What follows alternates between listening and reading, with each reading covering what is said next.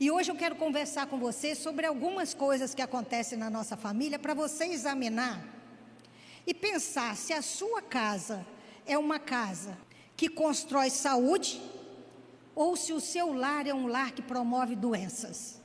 Porque a loucura do mundo, ela começa dentro de casa.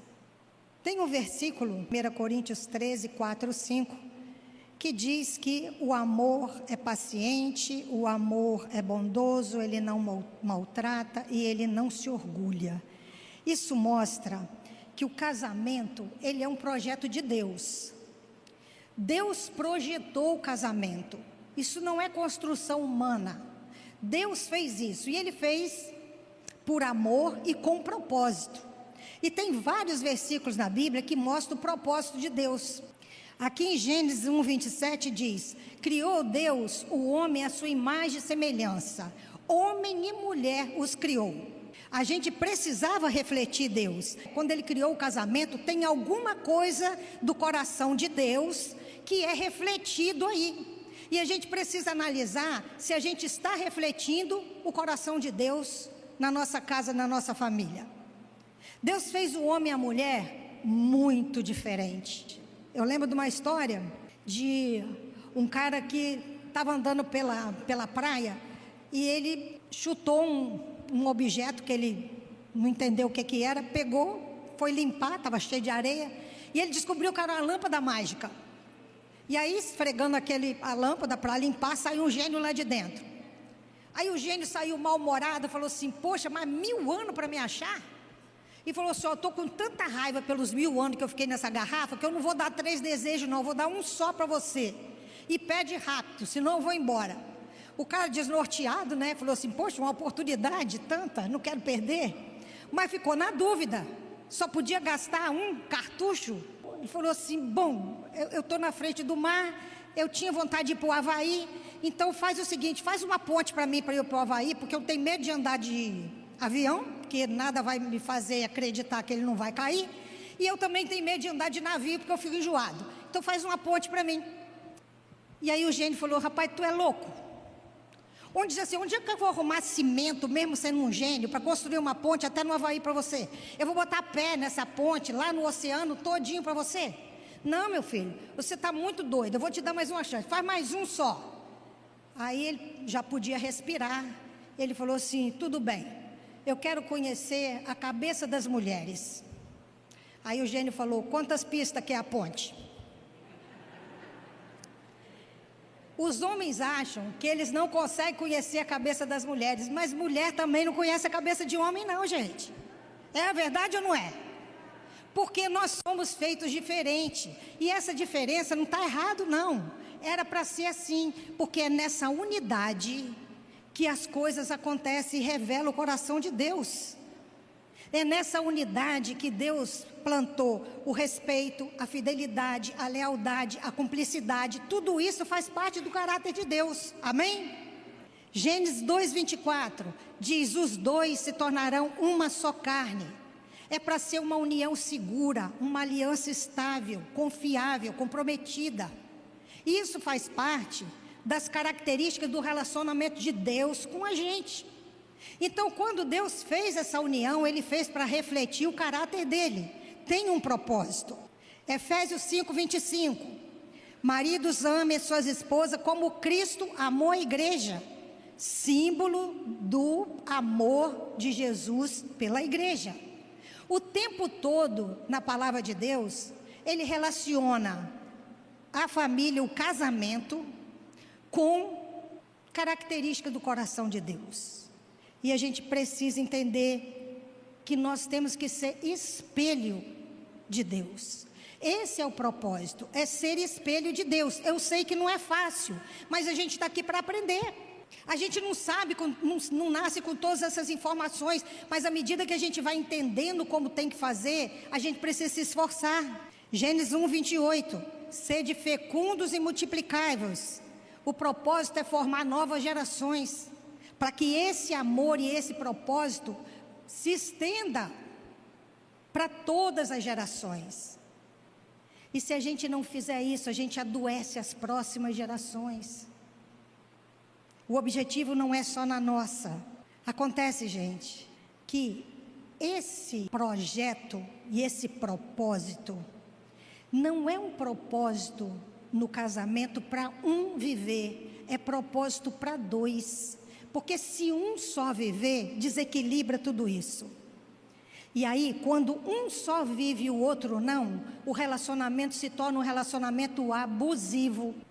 E eu quero comparar aqui para você entender como que é o relacionamento no modelo de Deus e como é um relacionamento abusivo no modelo do mundo que jaz no maligno. Para a gente entender se o nosso jeito de viver está dentro do modelo de Deus ou está dentro do modelo do mundo que jaz no maligno. Eu vou colocar algumas características para você entender. Às vezes, tem casamentos onde um ama, o outro explora. Um cuida, o outro destrói. E isso traz um desequilíbrio muito grande. E aí aquele que cuida, enquanto ele está sendo explorado, se um dia ele cansa e não aguenta mais, seja o homem ou a mulher, e ele diz, não aguento mais, estou morrendo, eu preciso dar um basta nisso. A outra pessoa diz, você está destruindo o nosso casamento. A pessoa destrói e não tem consciência de que está destruindo. Cobra do outro para manter o ciclo de um abuso. E não pensa vocês que isso não acontece no nosso meio, não, é no nosso meio que acontece. Gente, lá fora, não dá para consertar. A gente precisa levar a palavra de Deus lá fora para trazer as pessoas para cá. Mas o conserto vai começar pela casa de Deus, não é assim que a Bíblia diz? O conserto tem que começar aqui. O juízo vai começar aqui. Então nós é que precisamos nos consertar. A gente precisa se colocar numa posição de querer o conserto. Quem acredita que Jesus está voltando aqui, gente? Pois é, gente. A gente diz que acredita. Mas o que você está fazendo, já que você acredita que Jesus está voltando? Ele pode te encontrar de qualquer jeito. É preocupante pensar que Jesus está voltando. É uma alegria para quem tem confiança de que está andando perfeitamente dentro dos propósitos de Deus. Mas se você não tiver, é preocupante. Então, ao invés de ficar preocupado, vamos colocar a nossa vida no trilho, dentro da vontade dEle. Amém, gente? Esse é o alvo, esse é o objetivo. Eu sei que a gente não vai salvar todo mundo. Porque às vezes você fala para 1000 pessoas e uma pequena parte consegue entender. Mas o apóstolo Paulo diz o seguinte: eu fiz de tudo por todos os meios para salvar alguns. A gente precisa falar, porque se alguns se salvarem, se alguns reagirem, a gente está fazendo diferença no reino de Deus. Amém? Então, vamos pensar em algumas características aqui. Eu disse que 1 Coríntios 13, 4, 5 diz: o amor é paciente, o amor é bondoso, o amor não maltrata, o amor não se orgulha. Quando a gente fala o amor é paciente, a gente não pode confundir paciência com tolerância ao abuso.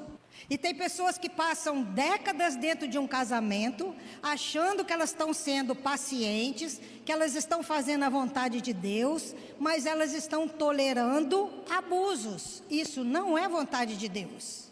Quantas pessoas vivem décadas sofrendo crítica, humilhação, rejeição, abuso de todas as formas, violência física e emocional. Tem gente que acha que não sofre nenhum tipo de violência porque a outra pessoa não agride fisicamente. Mas violência emocional é violência, você sabia? Que violência psicológica é violência? Então vamos entender o que a gente está vivendo. Tem pessoas que acham e dizem assim: não, eu suporto tudo isso porque primeiro eu amo a Deus, segundo eu amo demais essa pessoa. Olha, quem suporta calado e não faz nenhum tipo de movimento para mudar, quem suporta abusos a vida inteira, não é porque ama muito a Deus ou ama muito o outro, é porque ama pouco a si mesmo. E a palavra de Deus diz: ame a Deus sobre todas as coisas e ame ao próximo como a si mesmo. Você, para amar o outro, primeiro você teve que amar você. Ame ao próximo como a você mesmo. Ou seja, o seu amor próprio é referência para amar o outro, certo? Não é egoísmo. Amar você primeiro não é egoísmo. Porque se você não amar você, você não tem para dar. Como é que eu vou dar uma coisa que eu não tenho?